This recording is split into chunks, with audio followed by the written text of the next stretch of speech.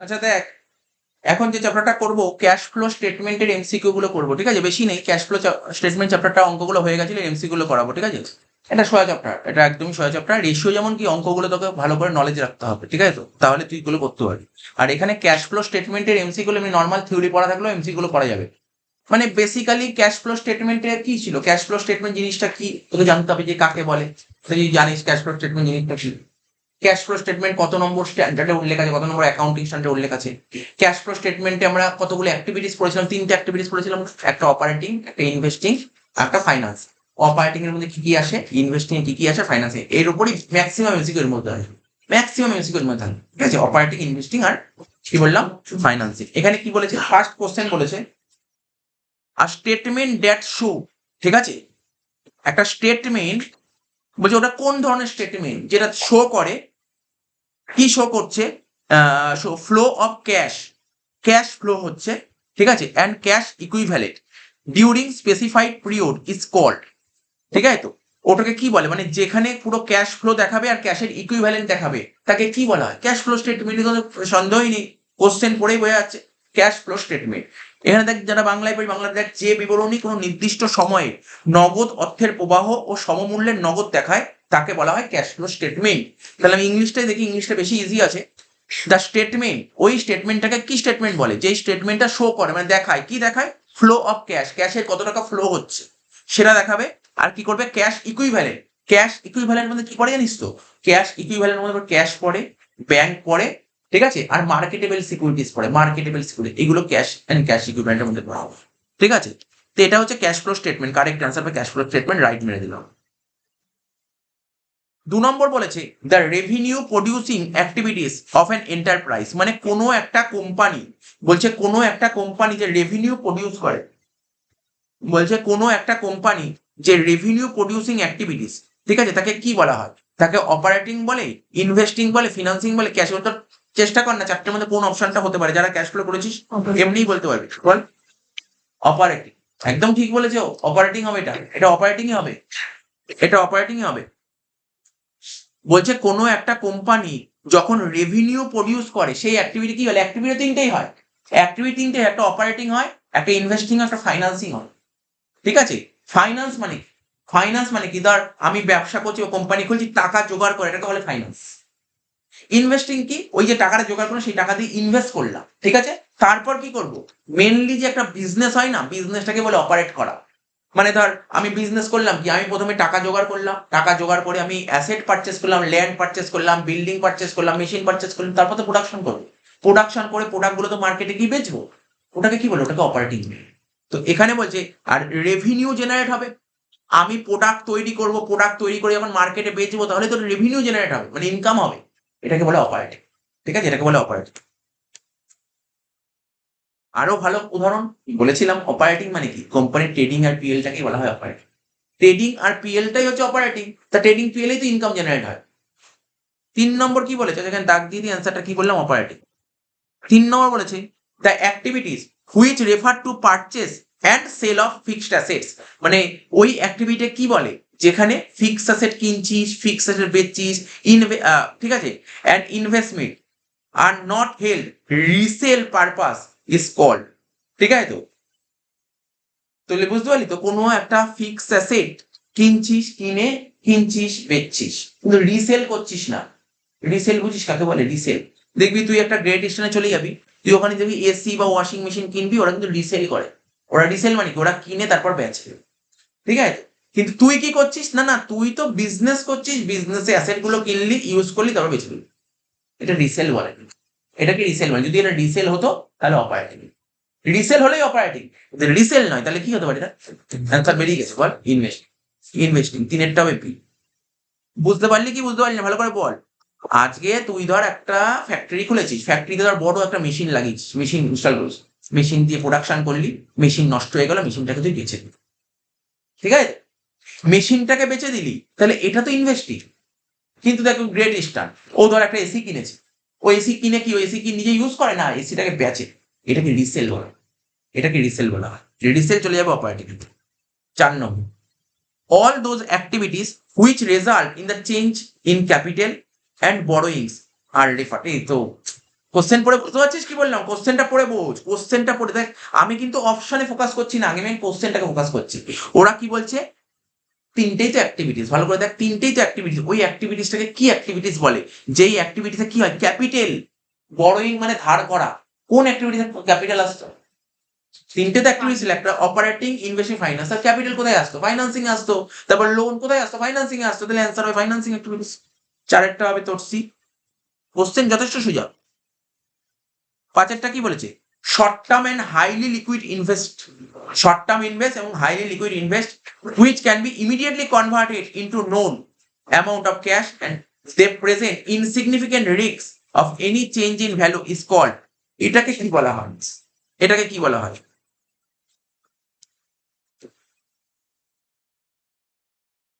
ঠিক আছে, এটাকে কি বলা হয়? ভালো করে দেখ কি বলতে চাইছে। আমি কি বললাম তোকে? একটা কথা বললাম না, ক্যাশ ইকুইভ্যালেন্ট কি বলে? তো ক্যাশ ইকুইভ্যালেন্ট কাকে বলে?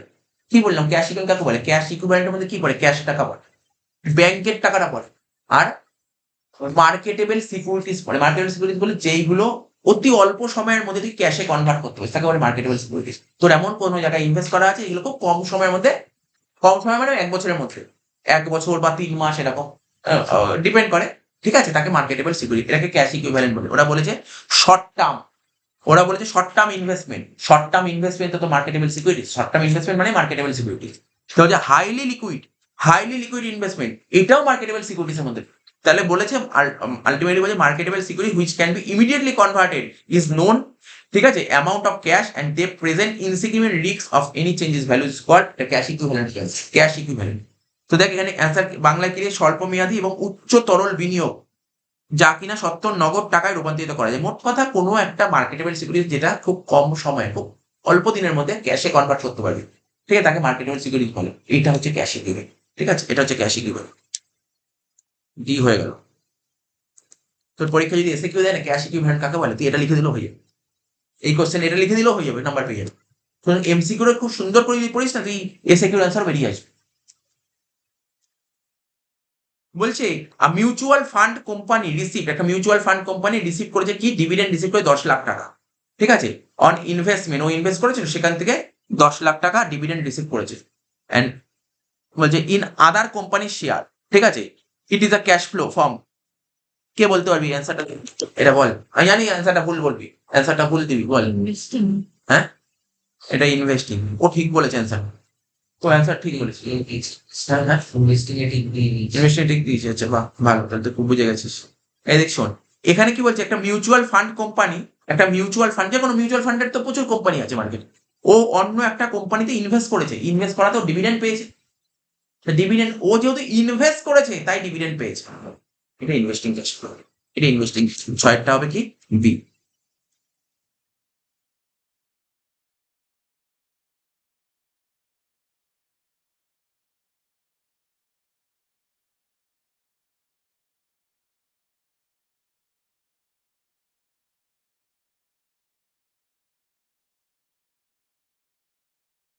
আচ্ছা, এটা এটা এটা ইয়ে হবে না, ইনভেস্টিং হবে না, ঠিক আছে, এটা ইনভেস্টিং হবে না।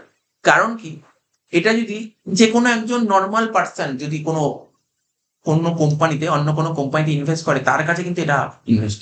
আজকে ধর আমি তো টাটা কোম্পানিতে ইনভেস্ট করি, এটা আমার কাছে কিন্তু ইনভেস্ট, আমার কাছে ইনভেস্ট, কিন্তু মিউচুয়াল ফান্ড কোম্পানির কাছে ইনভেস্টিং নয়, মিউচুয়াল ফান্ড কোম্পানির কাছে ইনভেস্টমেন্ট। মিউচুয়াল ফান্ড ও ও তো এই কাজই করে। কোম্পানিটা ভালো করে বুঝতে হবে কোন কোম্পানি ইনভেস্ট করছে, কোন কোম্পানি।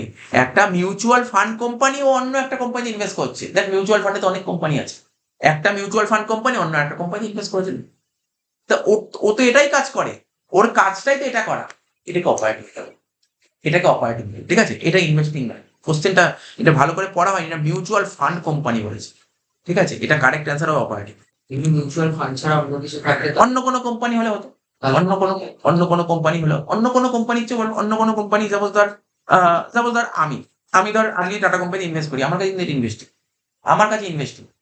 কিন্তু এবার থেকে বুঝতে হবে, এখন যদি ধর ধর এলআইসি কোম্পানি ইনভেস্ট করলো, তো তো এইগুলোই করে।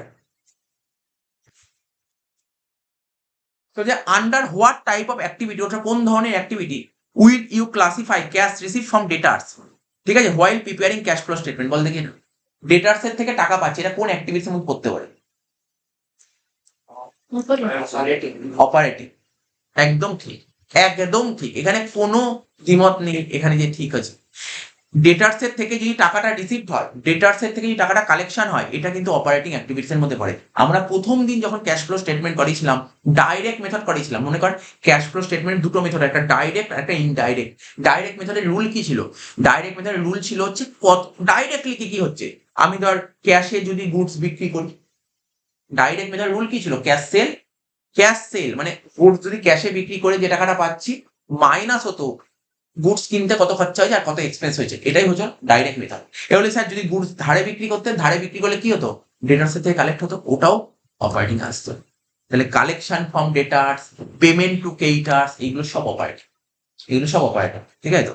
এই কারণের জন্য অপারেটিং সাথে হবে এই, ঠিক আছে তো? আটেরটা কি বলছে? Under which type of activity will you classify proceeds from sale of building? এটা তো জানিস, এটা ঠিক বলবি নিশ্চয়ই। বিল্ডিং বিক্রি করে টাকা পেয়েছে, এটা কোন অ্যাক্টিভিটিস? ইনভেস্টমেন্ট। তার মানে এইগুলো যারা যারা একটু বলতে পারছিস সাধারণ জন্য, কারণ কি ক্যাশ ফ্লোটা ভালো করে যার করা থাকবে, এমসিকিউ কোন ব্যাপার, এমসিকিউ মোটামুটি একটা আইডিয়া হয়ে যাচ্ছে। 9 নম্বর, interest paid by an investment. আলাদা করে একটা কথা মাথায় রাখবি, আমি এই যত বছর ধরে পড়াচ্ছি, ধর এই সিলেবাস যত বছর ধরে পড়াচ্ছি, আমাকে কেউ জিজ্ঞাসা করে স্যার এমসিকিউ মুখস্থ করে না, এমসিকিউ পড়তে হবে না, ওই ক্লাসে যেটুকু পড়াবো ওইটাই যথেষ্ট, এর চেয়ে বেশি কিছু পড়ার দরকার নেই, বাড়িতে এমসিকিউ দেখারই দরকার নেই। মানে এমসিকিউ মানে প্র্যাকটিস। তুমি অঙ্ক ভালো করে জানো তাহলে এমসিকিউ করতে পারবে, তুমি অঙ্ক জানলে না, তুই এমসিকিউ কত মুখস্থ করবে? কত মুখস্থ করতে পারবি এমসিকিউ? মুখস্থ করতে পারবি না, কত মুখস্থ করতে পারবি? তোর অঙ্কের কনসেপ্ট ক্লিয়ার তো এমসিকিউ পেরিয়ে যাবে, ঠিক আছে তো? এমসিকিউ এসিকিউর জন্য খুব একটা আলাদা সময় নষ্ট করতে হয় না, ঠিক আছে? তোকে অঙ্কতে ফোকাস কর, এমসিকিউ পেরিয়ে যাবে। যখন টেস্টের পর যখন বিভিন্ন স্কুলের টেস্টের কোশ্চেন সলভ করাবো, বিভিন্ন টেস্ট সলভ করাবো, দেখবি এমসিকিউ এখানেই করিয়ে দেবো সব। জাস্ট তোরা কতটা পারছিস সেটাই খুব জরুরি, ঠিক আছে? এমসিকিউটা সব কমন কোশ্চেন থাকে। হ্যাঁ কি হয়, বিভিন্ন টেস্ট পেপারে যখন করবো ওখানে না একটু কোশ্চেন গুলো একটু ঘোরানো ঘোরানো থাকে, তুই কতটা ভালো বুঝতে পারছিস তার উপরে ডিপেন্ড করবে, ইংলিশটা পড়ে কতটা মানে বুঝতে পারছিস, ঠিক আছে? আর এমসিকিউ যথেষ্ট মানে ইংলিশে করাটাই বেটার, মানে ইংলিশে কোশ্চেন করাটা বেটার, বাংলাগুলো পড়ে বোঝা যায় না খুব একটা। 9টা কি বলেছে? Interest paid by an investment company. ভালো করে শুনবি, interest paid by an investment company, ঠিক আছে তো? Will come under which activity while preparing cash flow statement? ঠিক আছে, ইনভেস্টমেন্ট কোম্পানি যখন ইন্টারেস্টটা দিচ্ছে, ঠিক আছে, সেটা কোন অ্যাক্টিভিটিস এর মধ্যে আসতে পারে? ঠিক আছে বল। আমি তোদের ক্যাশ ফ্লো করার সময় দুটো কথা বলেছিলাম, দুটো কথা বলছি, আবার সেই দুটো কথাই বলছি। একটা বলেছিলাম ইন্টারেস্ট পেড, আর একটা বলেছিলাম ইন্টারেস্ট রিসিভ। একটা বলেছিলাম ইন্টারেস্ট পেড, আর একটা বলেছিলাম ইন্টারেস্ট রিসিভ। ইন্টারেস্ট কাদের পে করি? কারোর থেকে লোন নিলে তাকেই তো ইন্টারেস্ট পে করি। তাহলে লোন নেওয়া কোন অ্যাক্টিভিটিস? তাহলে ইন্টারেস্ট পেড কোন অ্যাক্টিভিটির মধ্যে হতে পারে? ফাইন্যান্সিং। এবার ধর আমি কাউকে লোন দিলাম, লোন দিলে কি হবে? ইন্টারেস্ট রিসিভ করবো, তাহলে এটা কি অ্যাক্টিভিটিস? তখন ইনভেস্টিং অ্যাক্টিভিটিস, তখন কিন্তু ইনভেস্টিং অ্যাক্টিভিটিস, ঠিক আছে তো? আমি যদি কাউকে লোন দিই তার থেকে তুমি টাকাটা পাবো, লোন দিচ্ছি মানে কি? আমি তাকে ইনভেস্ট করছি, তার থেকে আমি ইন্টারেস্ট রিসিভ করবো, এটা হচ্ছে ইনভেস্টিং অ্যাক্টিভিটিস। কিন্তু এখানে ইন্টারেস্ট পেড বলেছে, তাহলে কি হবে? ইন্টারেস্ট পেডটা ফাইন্যান্সিং অ্যাক্টিভিটিস। 10টা বলছে ইন হুইচ অ্যাক্টিভিটি, ঠিক আছে, will you include the payment of interest on loan? বলছে কোন অ্যাক্টিভিটিস এর মধ্যে পড়বে will you include payment of interest on loan by a manufacturing company while preparing cash flow statement? তাহলে বলার চেষ্টা কর এটা কি হবে, এটা কি হবে? Financing, financing activities, simple. তেমন কিছু কোশ্চেন কঠিন নাই, দেখে ঘাবড়ে যাওয়ার কিছু নেই। আরে ম্যানুফ্যাকচারিং কোম্পানি হোক, ট্রেডিং কোম্পানি হোক, কোম্পানি তো যে কোনো একটা কোম্পানি, ও কি করেছে? ও কি করেছে ভালো করে বোঝ। বলছে ওই ইন্টারেস্ট অন লোন পে করছে, কেন লোন পে করবে? লোনের ইন্টারেস্ট কেন পে করবে? লোন নিয়েছিল বলে। লোন নেওয়াটাকে কি বলে? Financing activities.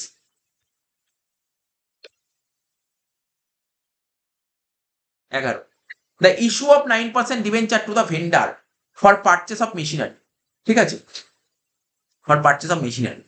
বলছে ডিবেঞ্চার ইস্যু করা হয়েছে, ইস্যু করা মানে দেওয়া, ডিবেঞ্চার মানে কি? লোন, ঠিক আছে তো? সাপোজ ধর আজকে বলছি, আজকে ধর আমার একটা কোম্পানি আছে, ঠিক আছে, আমার কোম্পানি কি করেছে? একটা মেশিন কিনেছে, কোনো দোকানে গিয়ে একটা মেশিন কিনে নিয়ে এসছে, যার থেকে তার মেশিন নিতে 1 লাখ টাকা, এখানে 50-50 হাজার টাকা, 50 হাজার টাকার মেশিন কিনেছে, টাকা পেমেন্ট করতে হবে তো, তাকে তো টাকা দিতে হবে। আর আমার টাকা নেই, টাকা দিতে পারবো না। তখন কি করতে পারি, আমার কোম্পানির শেয়ার দিতে পারি বা ডিবেঞ্চার দিতে পারি। কি বলতে পারি, শেয়ারও দিতে পারি, ডিবেঞ্চারও দিতে পারি। ঠিক আছে তো, তাহলে এখানে এখানে এটাই বলেছে, এখানে শেয়ারও দিতে পারি, ডিবেঞ্চারও দিতে পারি। আমি কি দিয়েছি, 11টা বলেছে ডিবেঞ্চার দিয়েছি। তো বলছে বলো, এখানে এখানে তার ফাইনাল, এখানে অ্যাক্টিভিটিসের কথা বলেনি, এখানে বলেছে কি, এখানে কি টাকা আসছে, ইনফ্লো অফ ক্যাশ হচ্ছে কি এতে, এতে কি টাকা আসছে, না স্যার টাকা তো আসছে না। আউটফ্লো অফ ক্যাশ, এখানে কি আউটফ্লো অফ ক্যাশ হচ্ছে, এখানে কি আউটফ্লো অফ ক্যাশ মানে কি টাকা আসছে, টাকা আসছে, আমি ডিবেঞ্চার দিচ্ছি, আমার কোম্পানি টাকা আসছে না, আমি ডিবেঞ্চার দিচ্ছি, টাকা যাচ্ছে না স্যার, টাকা আসছেও না, টাকা যাচ্ছেও না, তাহলে এটাকে কি বলা হয়, নো ফ্লো অফ ক্যাশ, ক্যাশের কোনো ফ্লোই হচ্ছে না এখানে, এখানে না ক্যাশ আসছে না ক্যাশ যাচ্ছে, no flow of cash. 12, if the net profit earned during the year 1 lakh টাকা, কোম্পানি নেট প্রফিট আর্ন করেছে এই বছর কত, 1 লাখ, অ্যান্ড ইনক্রিজ ইন ডেটার্স, আমি জিজ্ঞাসা করছি তোদেরকে, তোদের প্রত্যেককে যারা ক্যাশ ফ্লো করি তাদেরকে জিজ্ঞাসা করছি, ডেটার্স কি ছিল, কারেন্ট অ্যাসেটস, ডেটার্স ছিল কারেন্ট অ্যাসেট, কারেন্ট অ্যাসেট বাড়লে কি করতাম বলতে পারবি, কারেন্ট অ্যাসেট বাড়লে কি করতাম, দেখ রিভাইজ তো করতে হবে, রিভাইজ নেই কেন, কারেন্ট অ্যাসেট বাড়লে কি করতাম, মাইনাস করতাম, মাইনাস মাইনাস, আমার নেট প্রফিট ছিল 1 লাখ টাকা, আমার নেট প্রফিট ছিল 1 লাখ টাকা, এবার বলছে কারেন্ট অ্যাসেট বেড়ে গেছে, তাহলে মাইনাস করবো কত, 25,000 টাকা, তাহলে 1 লাখ থেকে 25,000 টাকা বাদ দেবো, তাহলে আমাকে বলছে ক্যাশ ফ্রম অপারেশন কত, 72,000 টাকা, হয়ে গেল, দেখ অ্যান্সার 72,000 টাকা আছে, হ্যাঁ আছে, থাকতেই হবে। 13টা, যে প্রফিট মেড ডিউরিং দ্য ইয়ার 40,000 টাকা, প্রফিট করেছি কত টাকা, 40,000 টাকা, বলছে increase and decrease in current assets, দেখ আমি এখানে ছোট্ট করে লিখি 40,000 টাকা, প্রফিট বলেছে 40,000 টাকা, বলেছে কারেন্ট অ্যাসেট বেড়েছে, কারেন্ট অ্যাসেট বাড়লে কি করতে, এই মতো বললাম, মাইনাস মাইনাস মাইনাস, 20,000 টাকা মাইনাস হয়ে গেল,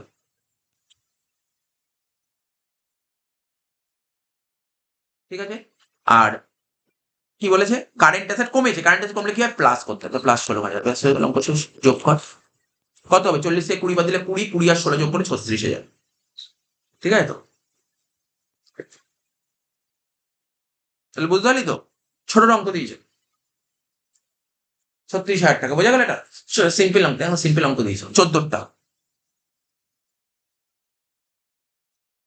বলছে if the net profit earn during the ইয়ার 30,000 টাকা, নেট প্রফিট কত টাকা কামিয়েছি, 30,000 টাকা, এখানে লিখি নেট প্রফিট 30,000 টাকা কামিয়েছি, বলছে non cash item of profit and loss account, ঠিক আছে, non cash item of profit and loss account 7,000 টাকা, ঠিক আছে তো, ঠিক আছে, and gain on sale of fix assets 3,000 টাকা, মনে পড়ে যারা ক্যাশ ফ্লো স্টেটমেন্ট করেছেন সবার প্রথম কি করতাম, অপারেটিং ক্যাশ ফ্লো, কি করে করতাম অপারেটিং ক্যাশ ফ্লো, দেখ রুলটা বলে দিচ্ছি, দেখি কতটা মনে আছে, দেখেছিস অঙ্ক কিছু দেখ, চ্যাপ্টার কিছু নেই, সব পড়া জিনিস, ব্যাপার কি হয়, ব্যাপার হচ্ছে রিভাইজ দেওয়াটা, রিভাইজ দিতে হবে, পরীক্ষায় ভালো নাম্বার পেতে গেলে revision is must, very very important, revision করা, যা যা করে ফেলেছিস এইগুলো প্রথম দিয়ে আবার তোকে রিভিশন করতে হবে, রিভিশন না করলে পরীক্ষা খুব একটা ভালো যাবে না, ঠিক আছে, যতই শিখে যাস তুই সব শিখে যা, কোনো লাভ হবে না, রিভিশন মাস্ট, যা যা হয়েছে তাই রিভিশন আরম্ভ কর, অনেক হয়ে গেছে, অনেক শিখে ফেলেছিস, রিভিশন আরম্ভ করে ফেল, রিভিশন আরম্ভ করে ফেল, দেখ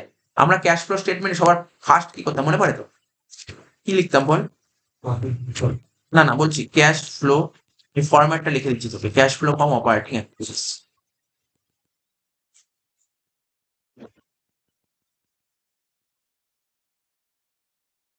সবার প্রথম কি লিখতাম, পিবিটি, দাঁড়া, পিবিটি লিখতাম, পিবিটি মানে প্রফিট বিফোর ট্যাক্স, এটা তো লিখতাম প্রফিট বিফোর ট্যাক্স, এর সাথে কি যোগ করতাম জানিস তো, এর সাথে যোগ করতাম বল কি, non non cash and non operating expenses, তাই তো করতাম, non cash and non operating expenses, এটা যোগ করতাম, তার থেকে মাইনাস করতাম কি, নন অপারেটিং ইন, ব্যাস এই তো হয়ে যেত, এটাই তো করতাম, আর তো কিছু করতাম না,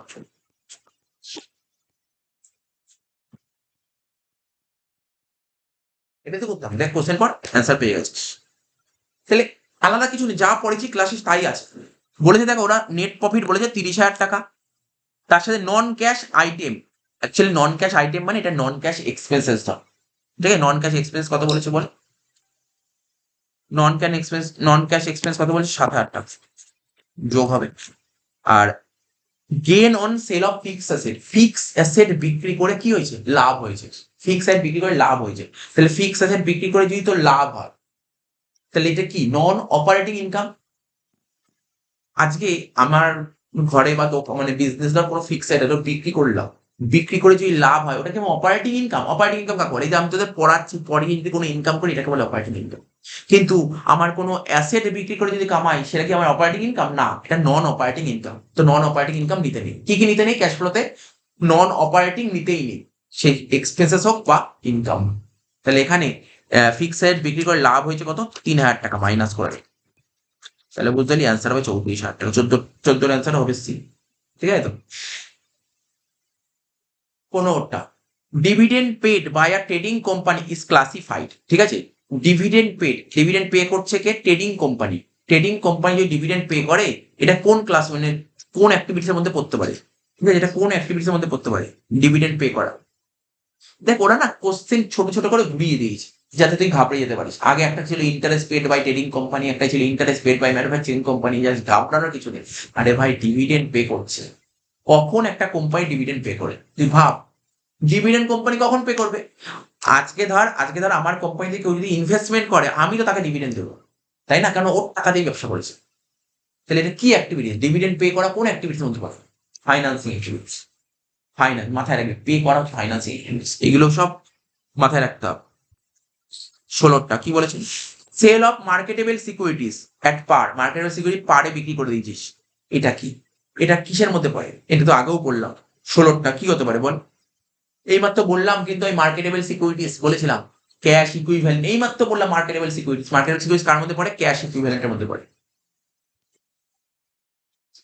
17টা বলছে when a fix asset, when a fix asset having book value.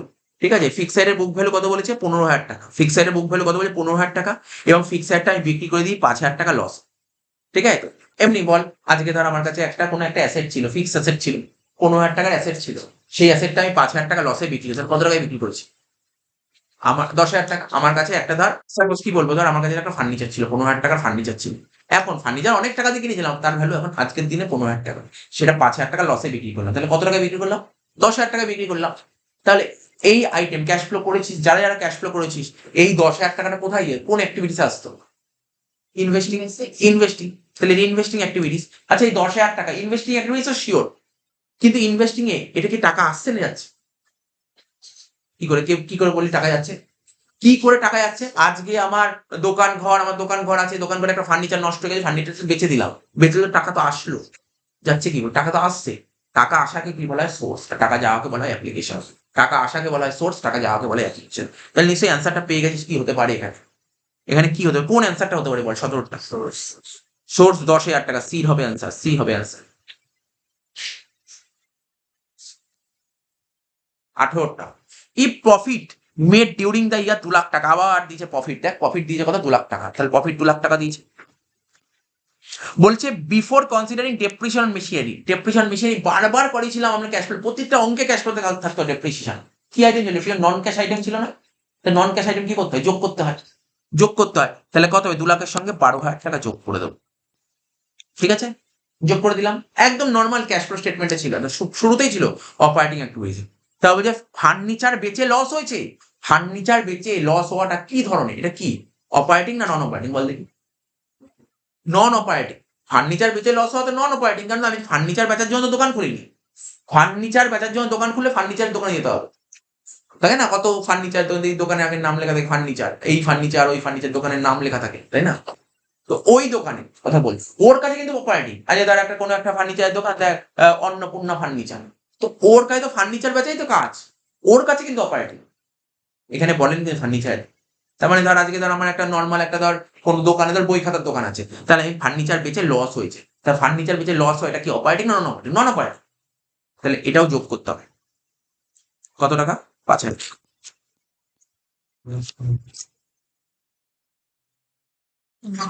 Sorry.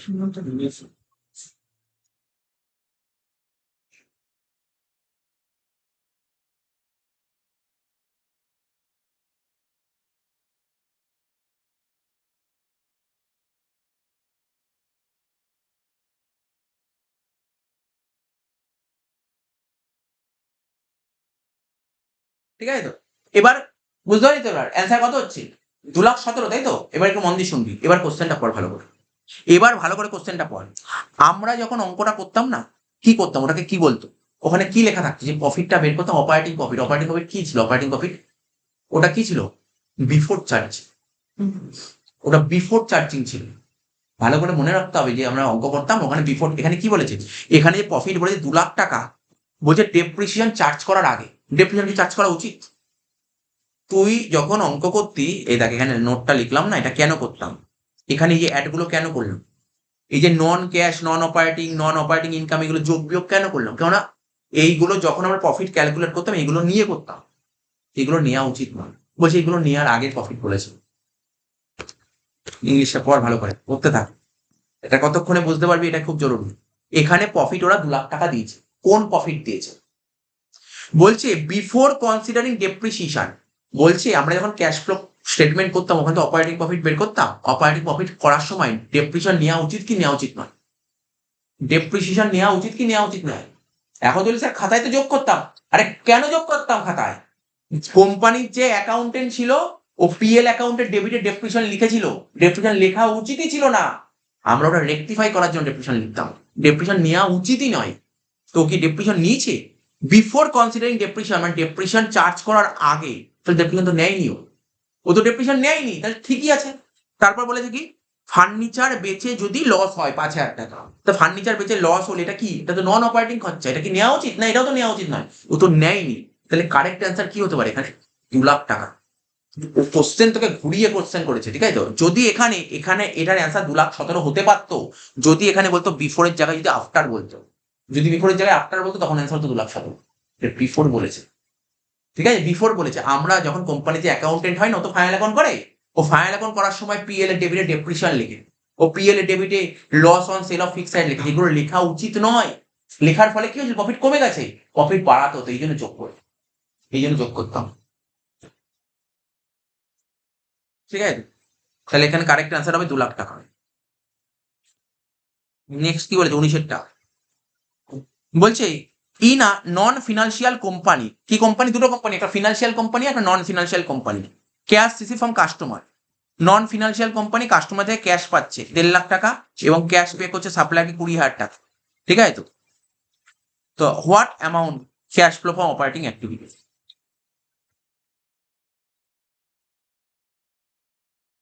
ঠিক আছে, বল কি হতে পারে? এই মাত্র বললাম তোকে ক্যাশ ফ্লো করার দুটো মেথড আছে। কি কি মেথড? একটা ডাইরেক্ট আর একটা ইনডাইরেক্ট। ক্যাশ রিসিভ ফ্রম ডেটার, ক্যাশ পেড টু ক্রেডিটার্স, এগুলো কোন মেথডে আসে? ডাইরেক্ট মেথডে আসে। তো ডাইরেক্ট মেথডে আমি কাস্টমার থেকে পেয়েছি 1,50,000 টাকা, কাস্টমারকে সরি সাপ্লায়ারকে পেমেন্ট করেছি 20,000 টাকা, তাহলে আমার হাতে কত আছে? 1,30,000। Cash flow from operating activities হবে 1,30,000। ও তোকে একটু ছোট ছোট করে ঘাবড়ানোর জন্য জিনিস দিয়ে, যে তুই কতটা পারিস আর না পারিস জানতে, যে ইচ্ছা করে কোনো জায়গায় নন ফিনান্সিয়াল কোম্পানি দিচ্ছে, কোনো জায়গায় ফিনান্সিয়াল কোম্পানি দিচ্ছে, কোনো জায়গায় ম্যানুফ্যাকচারিং, কোনো জায়গায় ট্রেডিং দিয়ে, যাতে একটু গন্ডগোল করিস। এর কোনো ব্যাপার নেই, নর্মাল জিনিস। মোটর কার পারচেস বিজনেস, এই দেখ এটা ইয়ারে 15 সালে এসেছিল, দেখ ইয়ার থেকে এবার ইয়ার আরম্ভ হয়ে গেল। মোটর কার কেনা হয়েছে, একটা ব্যবসা মোটর কার কিনেছে। তাহলে একটা ব্যবসা যদি মোটর কার কেনে, তাহলে এটা কোন অ্যাক্টিভিটিস এর মধ্যে পড়তে পারে? এটা তো আর বলার দরকার নেই, ইনভেস্টিং অ্যাক্টিভিটিস। তার দিয়ে পরীক্ষায় দেখ, পরীক্ষায় আসার আগের গুলো তো কয়েকটা দেখলি, কিন্তু এইগুলো দেখ পরীক্ষায় যেগুলো এসছে এমসিকিউ একদমই সোজা এসছে। বলছে equity share worth ₹10,000 issued to public for cash. পাবলিককে শেয়ার ইস্যু করা হচ্ছে, এটা তো আর বলার দরকার নেই। আজকে একটা কোম্পানি চালাতে গেলে কি লাগবে? টাকা লাগবে। টাকা ছাড়া কোম্পানি কোনদিন চলতে পারবে না। তাহলে কোম্পানি কি করে টাকা জোগাড় করে? মার্কেটে পাবলিককে শেয়ার ছেড়ে। তাহলে পাবলিককে শেয়ার ছাড়লে কোম্পানি টাকা আসবে। এটা কি? ফাইন্যান্সিং। ফাইন্যান্স করছে তো কোম্পানি, তো ফাইন্যান্সিং অ্যাক্টিভিটিস। 21-এরটা বি হবে। তারপর কি বলেছে দেখ, an example of cash inflow from, এটা তো বলতে পারবি দেখি, এটা কে বলবি বল দেখি, যে কোনো একজন বল দেখি, এটা তো একদম সোজা কোশ্চেন দিয়েছে। তোরা যারা যারা এখানে বসে ক্যাশ ফ্লোর অঙ্ক করেছিস তারা সবাই পারবি, মানে পারা উচিত অ্যাটলিস্ট। ফাইন্যান্সিং অ্যাক্টিভিটিস এর উদাহরণ জানতে চাই তোর কাছে, এর মধ্যে কোনটা ফাইন্যান্সিং এর মধ্যে পড়ে? হ্যাঁ বল, লাস্টেরটা। তুই কি অঙ্ক করেছিস সন্দেহ আছে, আমার ডাউট আছে। শোন, ইস্যু অফ ডিবেঞ্চার, এখানে কারেক্ট অ্যান্সার হবে issue of debenture. Financing activities এর এক্সাম্পল হচ্ছে, আর আরো ভালো কথা শোন, এখানে কি বলেছে ভালো, আরো একটু ভালো করে পড়। বলছে ক্যাশ ইনফ্লো, ইনফ্লো মানে টাকা আসছে। ফাইন্যান্সিং এ টাকা আসে, অনেক সময় টাকা যায়। টাকা আসছে, আমরা মনে পারি যখন ফাইন্যান্সিং কথা ক্লাস করতাম, issue of share, issue of debenture, loan টেকে, এগুলো ক্লাস করতাম। কিন্তু যখন করতাম তোর ডিভিডেন্ড পেড, ইন্টারেস্ট পেড, মনে পড়ছে, লোন পেড, ওইগুলো কি মাইনাস করতাম, যেইগুলো মাইনাস করি ওটাকে বলে আউটফ্লো, আর যেগুলো প্লাস করি তাকে বলি ইন। তাহলে ইস্যু অফ ডিবেঞ্চার, টাকা আসে না যায়, আসে, ইনফ্লো, ইনফ্লো, এটা হবে কারেক্ট অ্যান্সার। আর কোনো কারেক্ট অ্যান্সার নেই এখানে। যেমন সেল অফ মেশিনারি, এটা তো ইনভেস্টিং, ঠিক আছে। তো ট্রান্সফার টু জেনারেল রিজার্ভ, আরে ট্রান্সফার টু জেনারেল রিজার্ভ কোনো অ্যাক্টিভিটিস এর মধ্যেই পড়ে না।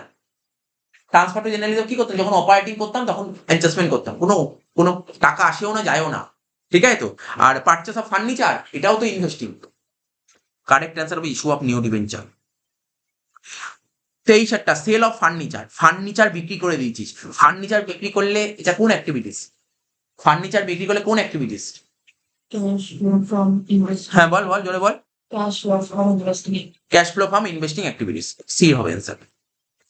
24টা under which activity dividend paid 2 lakh টাকা, will be shown as per AS3। একটা সুন্দর একটা এমসিকিউ পেয়ে গেলাম। কি এমসিকিউ পেয়ে গেলাম? যে ক্যাশ ফ্লো স্টেটমেন্ট কত নম্বর অ্যাকাউন্টিং স্ট্যান্ডার্ডে উল্লেখ আছে, ভেরি ভেরি ইম্পর্টেন্ট এমসিকিউ, ঠিক আছে, ভেরি ভেরি ইম্পর্টেন্ট। এটা ক্যাশ ফ্লো স্টেটমেন্টে কমন, এটা কমন, একদমই কমন। এই কোশ্চেন যদি কেউ ভুল করে মানে মানে বুঝতে পারলি তো, বিশাল অন্যায় করে ফেললো। এই কোশ্চেন যদি পরীক্ষায় আসে কেউ যদি ভুল করে, ক্যাশ ফ্লো স্টেটমেন্ট কত নম্বর অ্যাকাউন্ট স্ট্যান্ডার্ড উল্লেখ আছে? 3, AS3, কমন কোশ্চেন আসে কিন্তু, হয়তো পরে হয়তো থাকতে পারে নিচে। ক্যাশ ফ্লো স্টেটমেন্ট কত নম্বর অ্যাকাউন্টের স্ট্যান্ডার্ডে উল্লেখ আছে? 3, ঠিক আছে। আমার মনে হচ্ছে এই কোশ্চেন দেবেন, আমি একটা বলে দিচ্ছি। অ্যাকাউন্টিং স্ট্যান্ডার্ড 3-এ বলা আছে ক্যাশ ফ্লো স্টেটমেন্ট, কিন্তু আইএএস এর ফুল ফর্ম হচ্ছে ইন্ডিয়ান অ্যাকাউন্টিং স্ট্যান্ডার্ড 7-এ বলা আছে ক্যাশ ফ্লো স্টেটমেন্ট। জানি না কোনো বইতে লেখা আছে কিনা, আমি বলে দিলাম। ইন্ডিয়ান অ্যাকাউন্টিং স্ট্যান্ডার্ড 7-এ বলা আছে cash flow statement, Indian accounting standard. আর শুধু অ্যাকাউন্টিং স্ট্যান্ডার্ড বলে 3, ঠিক আছে তো, বুঝতে পারলি তো। তুই কিন্তু সবসময় সাতের দিকে অ্যান্সারে যাবি না, কিন্তু তোকে দেখতে হবে কি কোশ্চেন জানতে চেয়েছে, কোশ্চেনটা ফোকাস করতে হবে। যদি তোকে বলে accounting standard 3, Indian accounting standard বলে 7, ঠিক আছে তো। এখানে জানতে চেয়েছে, বলছে কোন অ্যাক্টিভিটিতে ডিভিডেন্ড পেড আসে, ফাইন্যান্স, এটা finance. 25 number under which account, এই দেখ আগের কোশ্চেন এটা বললাম, পরের কোশ্চেন সেটা দিচ্ছি, দেখ আগের কোশ্চেনটা বললাম, পরের কোশ্চেন আমি বললাম কমন কোশ্চেন, এটা দেবেই, মানে দেয় আর কি। টেস্টে তো পাবি কোশ্চেন, তোরা লিখে রাখিস, কোনো না কোনো স্কুলের টেস্টে এই কোশ্চেনটা আসতে পারে, ঠিক আছে। অ্যাকাউন্টিং স্ট্যান্ডার্ড কত নম্বর অ্যাকাউন্টিং স্ট্যান্ডার্ডে ক্যাশ ফ্লো স্টেটমেন্ট উল্লেখ আছে? 3, AS3। এই দেখ AS2 তে কিসের উল্লেখ আছে বলতে পারবি? না, বলতে পারবো না। AS2 তে কিসের উল্লেখ আছে বল দেখি, AS2 তে পড়ে এসেছিস 11 থেকে। AS2 তে কিসের উল্লেখ আছে? Valuation of inventory. AS2 তে উল্লেখ আছে ভ্যালুয়েশন অফ ইনভেন্টরি, ঠিক আছে, বলে দিলাম। AS2 তে উল্লেখ আছে ভ্যালুয়েশন অফ ইনভেন্টরি। AS3 তে কি উল্লেখ আছে বললাম, ধর ক্যাশ ফ্লো স্টেটমেন্ট, ঠিক আছে তো। তোর পরীক্ষায় এবছর যেটা দিতে পারে, আমি যা দেখে নিয়েছি, তোর পরীক্ষায় থাকতে পারে AS2,